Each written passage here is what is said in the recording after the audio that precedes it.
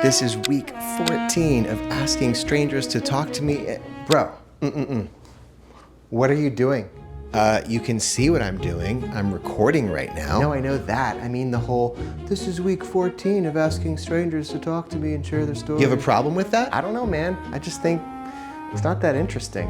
All right, well, if you're so smart, do you have a better idea? Yeah, I do.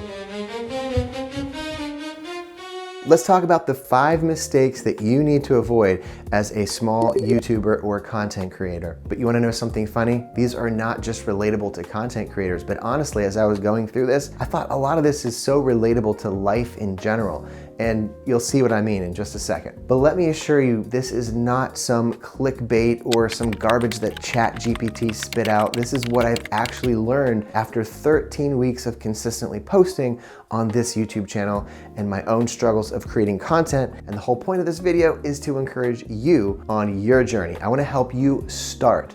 If you've been on the fence, I want you to avoid these 5 mistakes, and I'll show you how to overcome each one. Also, when you stick around to the end, I have a special message about this channel. What is mistake to avoid number 5?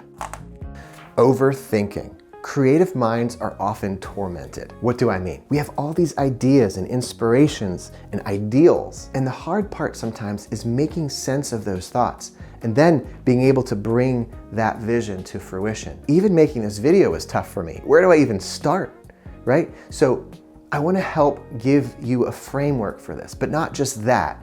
It's battling those voices in your head that might be saying, that's not really a compelling video, or this has been done before by other creators. Who's gonna listen to you, right? You're no expert. And I admit, this whole YouTube growth journey in the beginning feels like a catch-22. What do I mean? Well, we have the algorithm loop.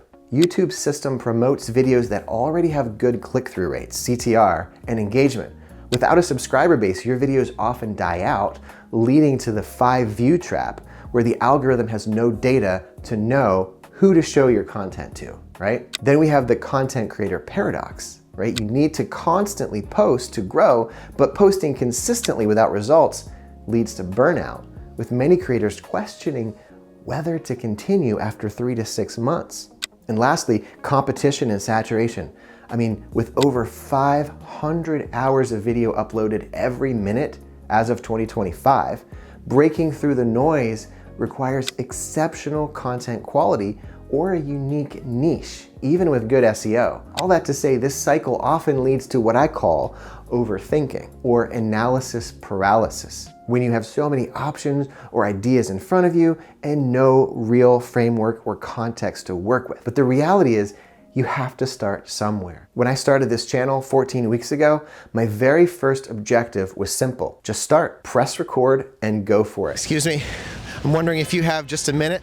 Okay, there's my first rejection. Nope, no thanks. If you recall the day I started, it was not ideal. It was rainy, windy, cold, and it was my birthday too, by the way. And while I had an idea of what I wanted to do, it wasn't fully formed yet. I knew I'd mess up along the way. I knew it was gonna be uncomfortable, but I decided that day to just push through all of that and just start. And like I said in the first video, you guys get to watch me fail or succeed in real time, and I'm inviting you along on that journey. Now, before you think that I'm just advocating for being careless and following whatever whim you happen to feel at the moment and just go for it, let me just say this.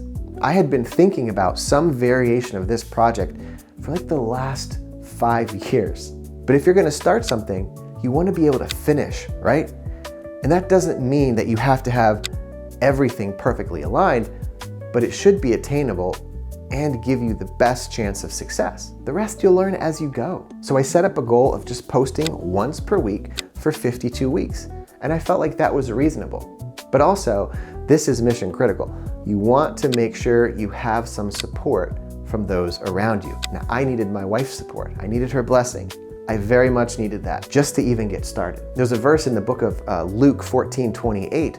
Jesus gives an example of someone building a tower. He says that if someone is building a tower, they will first estimate the cost to make sure that they're able to complete the build. Can you imagine a construction company starts building a tower and they have all these workers out, they're laying the foundation, They start the framing, and then one day, boom, it just stops. They all leave because they ran out of resources. They miscalculated. And there stands a partly built building with that construction company's name attached to it, a monument to their poor planning. Not a good look for that company, right? Again, this is not to say that you need to have everything figured out before you start. Not at all. Just know that there may be obstacles along the way to overcome, and you need to be aware of that. Learn from it, pivot, and continue. Now, as an example, in my video business, I have a number of construction clients. In fact, I just recently was on a few job sites where they ran into some unforeseen issues on site, and these aren't things that they could have planned for when they started, but guess what they did? They figured it out and they worked through it because they counted the cost ahead of time.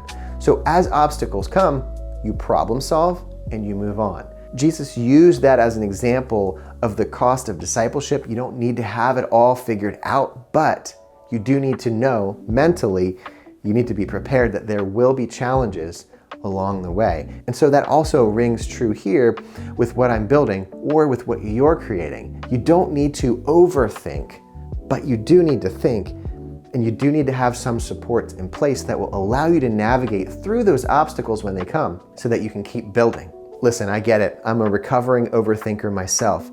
If you can relate to that, drop a comment below and let me know. All right, moving on to mistake number 4. Thinking people will care about what you're doing as much as you do. No one is ever going to be as passionate or as invested in what you're doing as you. Picture this. You've got an idea. You script, you film, you edit, and you probably overthink it, but okay, you're finally proud of it. Then you post it. Crickets. Or you post it and people don't like it. Why is this? 2 main reasons, but the second one is gonna hurt a little bit more, so hold on.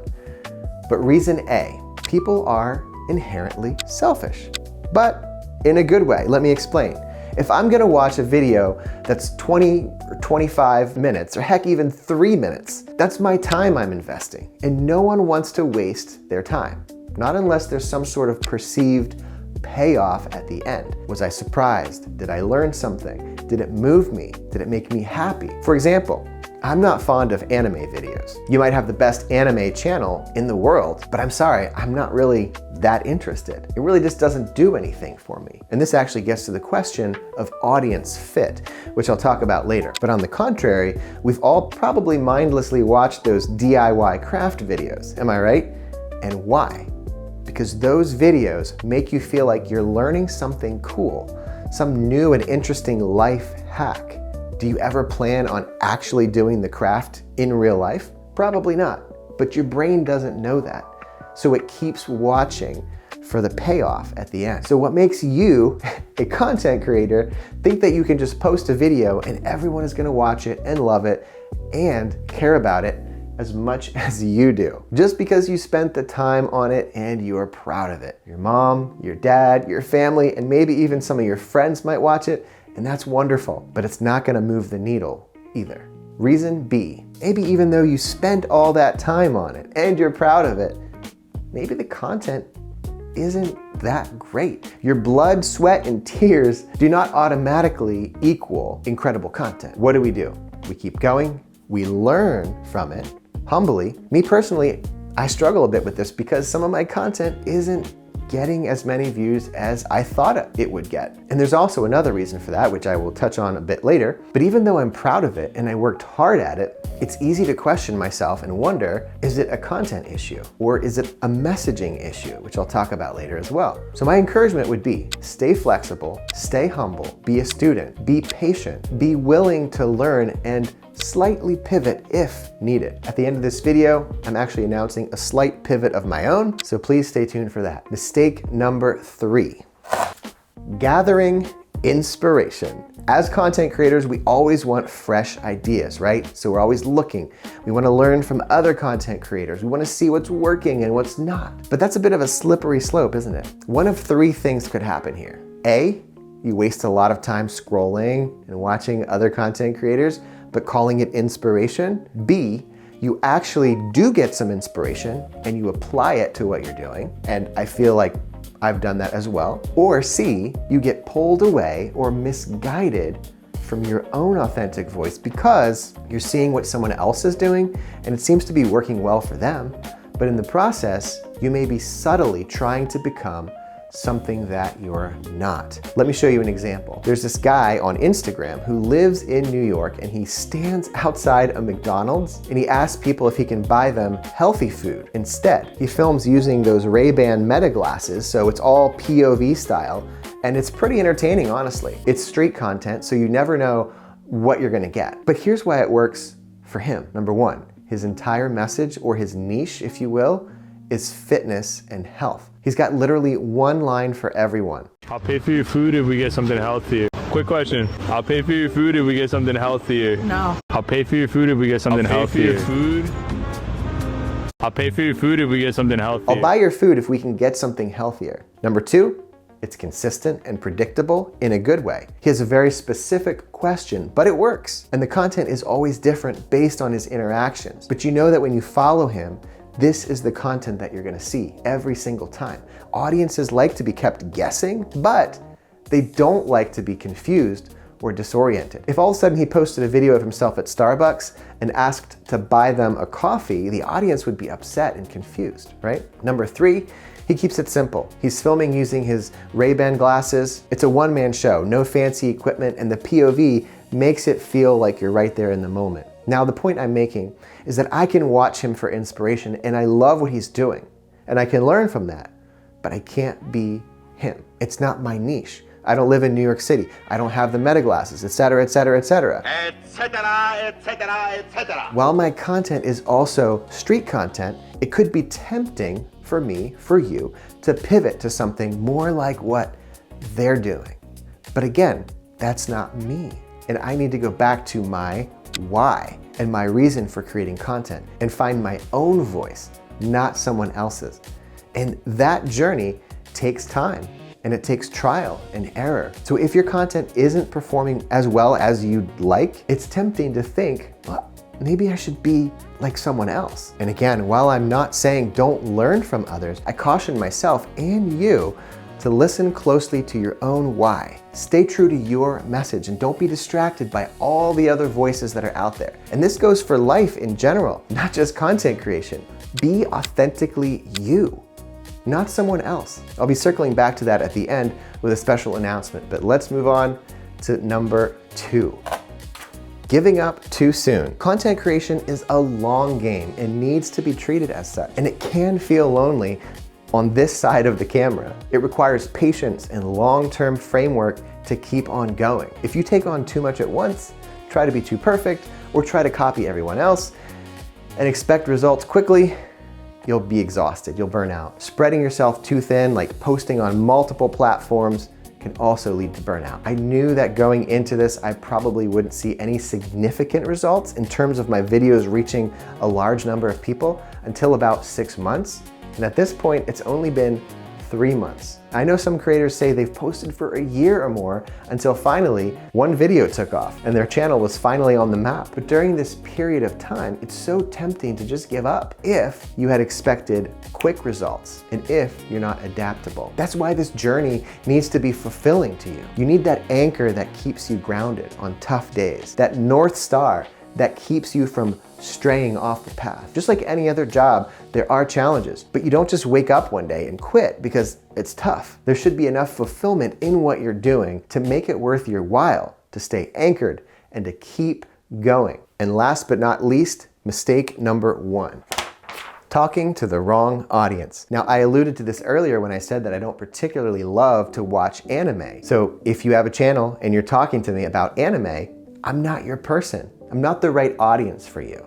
So I'm not gonna stick around. If you have a YouTube channel, you might have noticed something that YouTube does. After you watch a few videos, the algorithm will start suggesting similar content for you to watch. If you watch a video on personal finance, you'll start to see other personal finance channels popping up. If you watch political videos, more political videos will be shown to you. That's how the algorithm basically works. Now, millions of videos are being uploaded on YouTube every single day, and you're competing with channels who have a lot more authority than you do. So the burden is on you and me to be as specific as you can with what it is that your video is about, with the title, the thumbnail, the description, the actual content. They all play a part. And the more specific you are, the more value you bring, the better chance you have at being shown to a particular audience. So with that being said, I've recently asked myself, so when it comes to this channel, who is my real audience? Who am I talking to right now? On the other side of that camera, who are you? The way you talk to your 4-year-old son is different from how you would talk to your grandmother, right? The way you talk to your boss at work is different than how you would talk to your wife on a date, for example. The same is kind of true for content creation. You've probably heard people say something like, the riches are in the niches, meaning the more specific you are with the problem that you're solving, the better chance you have at reaching those people and helping them. If you make videos about general health and wellness, that's a broad niche, right? But if you make videos about treating chronic headaches, that's a very specific sub-niche of wellness. And it's a very different sub-niche than, for example, someone trying to eat healthier foods. So where does this leave my channel, or your channel if you have one? Someone needs to be able to watch your content and say, this guy helps people make healthier food choices. So his niche is probably health and wellness. Or for example, in the case of Simon Squibb, what's your dream, guys? I'm trying to help people with their dreams. Do you have a dream? he goes up to people and asks them, what is your dream, right? This guy helps people achieve their dreams. His niche is perhaps personal development or entrepreneurship, something like that. This is where we come to a slight twist, a small pivot for Talk to Me. When I pressed record 14 weeks ago in the city of Lancaster, my stated purpose was to interview people and listen to their stories. Now that's a pretty broad thing. Another purpose is to bring people of different perspectives together and listen to each other despite our differences. A worthy goal, but again, a very broad one and different than the first. But to make it even more confusing, there's this element of following me on my journey, and I don't want to be the hero of this story. The stated purpose being to challenge myself, to push myself out of my comfort zone and be an example to others to feel like they can do the same. And that's great and all, but that's kind of a lot going on. And I think it can be kind of confusing for people who come to the channel. The intent is good because I love people. I want to encourage people to live their very best life, from the CEO of a company to the young man or woman on the street trying to find meaning in life, trying to pursue their dreams. Every single person has value. I believe that. Maybe they've just had a rough time. We all have our moments. I may run into someone on the street who's going through a rough patch. Maybe you right now on the other side of the screen, you're watching this, maybe you're fighting your own battles. I want to help you see your value and encourage you on that path. So none of that will change in the pivot. And if you've watched any of my content over the past 13 weeks, I've stayed fairly consistent to that message. But I've also felt like week to week, things are a bit unpredictable. One day I'm singing on the street, the next day I have an encouragement box, and the next I'm here recording this video. And it has been and will continue to be a creative outlet for me.